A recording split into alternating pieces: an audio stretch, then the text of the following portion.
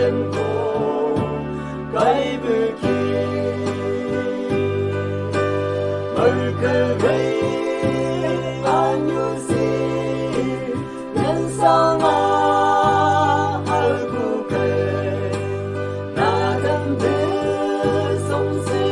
tu ở cụ kề mơ cơ ca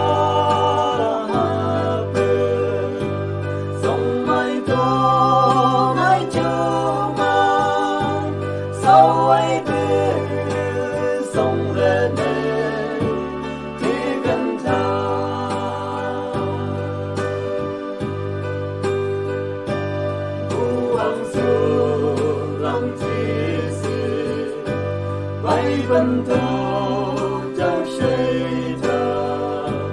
dù sanou là tháng cây ở chợ xe amang bê sanou ô bê nhu a hát ta có số gì số mây thu mây lâu thơ cơ gây an như gì nhân sang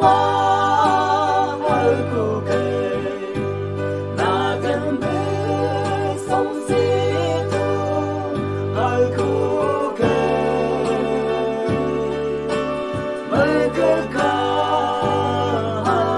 bề sống mai tô mai chung sau ấy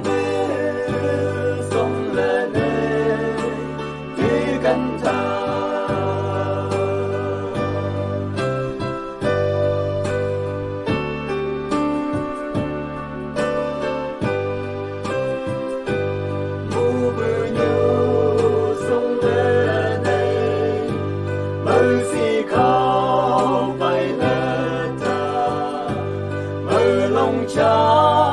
lòng bên thâu lên em ta cây bê ca bằng bằng bồn hạ dù ngạc ta mơ cơ lấy an như gì hai vui shi mơ cơ lấy an như gì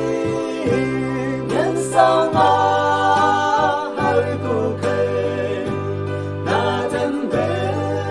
sống sĩ thô ở cụ kề mơ cơ ca bề sống mai tô mai châu giang sao ấy